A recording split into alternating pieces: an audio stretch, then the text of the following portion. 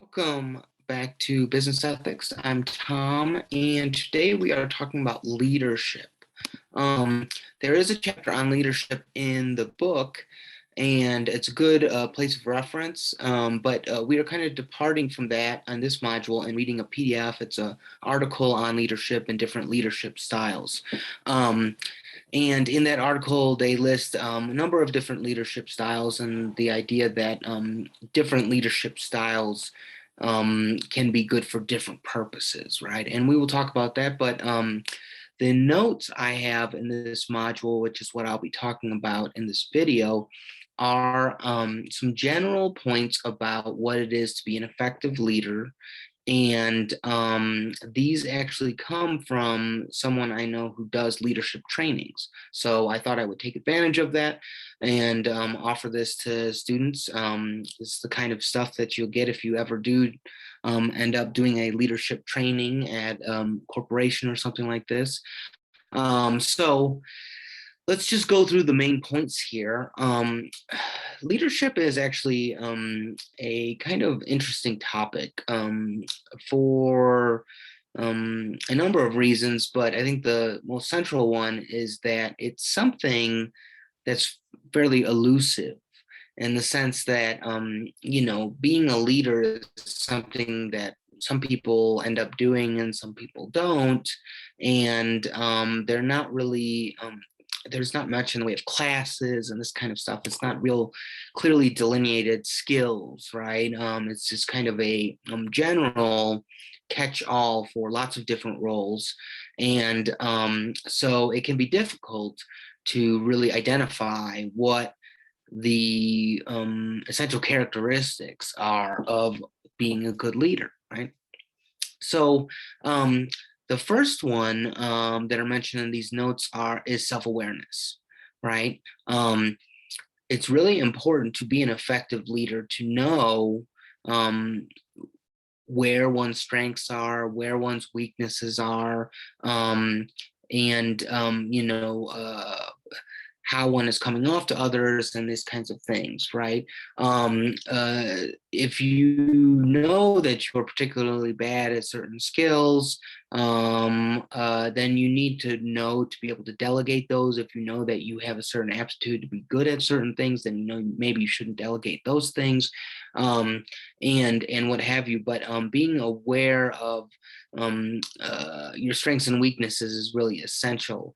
And oftentimes a lack of self-awareness is something that we can see very clearly in a leader, right? If you have a manager or something like this, and that manager doesn't really have an awareness of what he or she is doing, what he or she is good at, or this kinds of things, then it really shows, and it can cause all kinds of problems, and sometimes it can make people not endorse that person's leadership quite as much.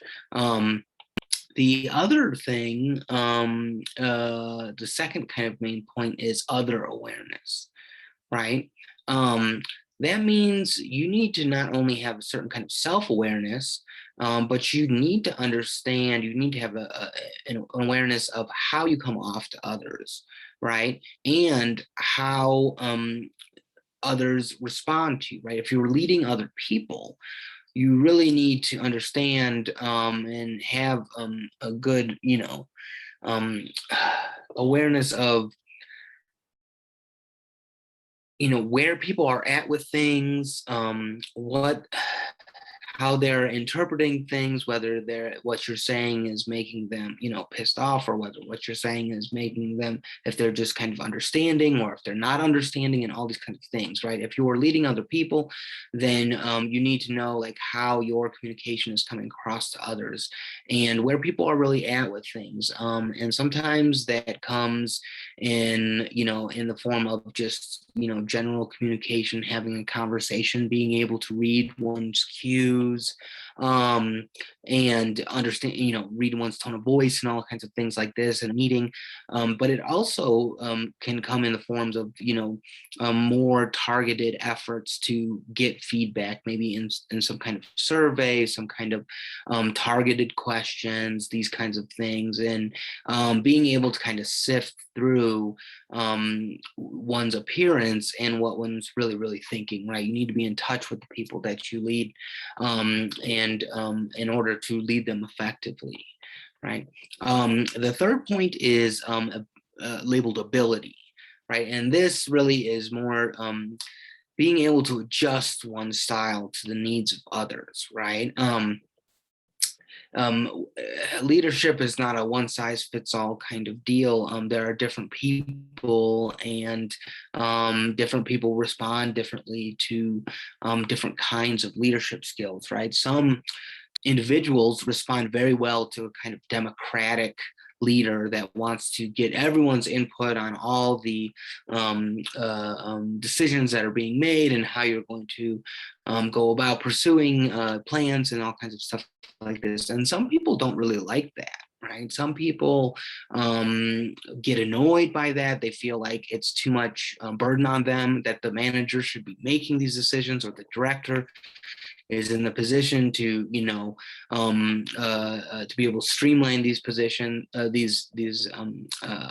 situations, and so you need to be able to read that. If you incorporate self-awareness, how you're being perceived, and the other awareness, and then being able to then kind of tailor your response to another person, right? And then that way you can kind of reach that person and be in a position to effectively guide them.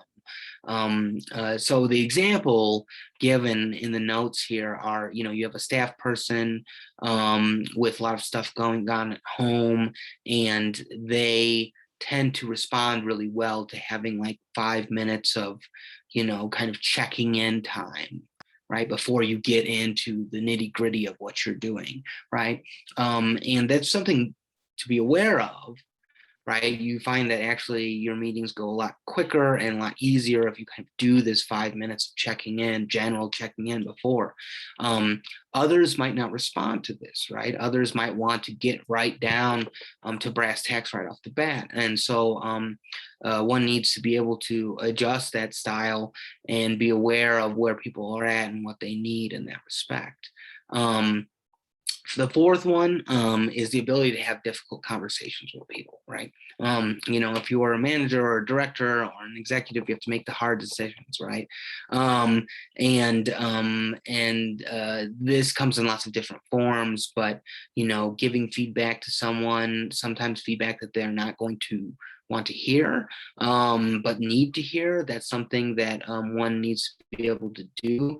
And in addition, one needs to be able to do that in a tactful way, meaning in a way that is kind of lightens the load a little bit.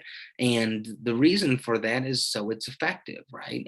If people immediately get defensive about something like that kind of feedback, then that person's not going to hear it. Right.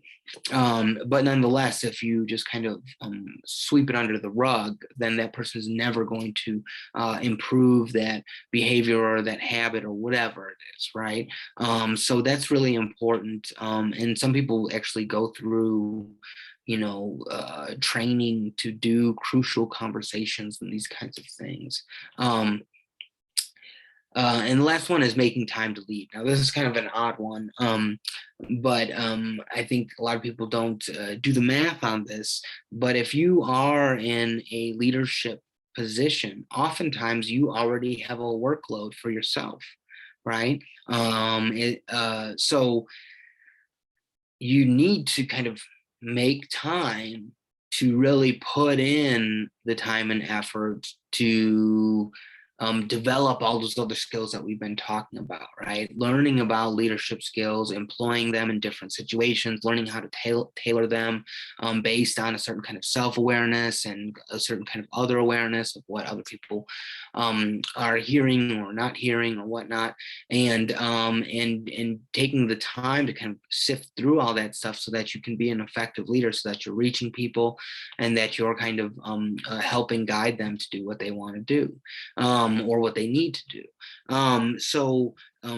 This, oftentimes, one is not paid to just sit around and think and go through these things, right? On occasion, you'll get paid to do a training or something like this. But even if you do, you need the time to employ the skills you learn in that training if you did like a leadership training or something like this. And so, it's something that you kind of have to pencil in on your schedule to a certain extent, like you would with anything else, right? And that's something that a lot of people don't think about, but if it's a skill that you really want to develop, you really need to set aside time to do it, right? And then the notes mention two main goals of leadership. One is creating a culture that unlocks people to do their best work. Right. I like the unlock there. Right. It's about helping people kind of reach some kind of sense of self-realization, right? People gain a sense of purpose, they gain a sense that they are being effective at what they're doing, right?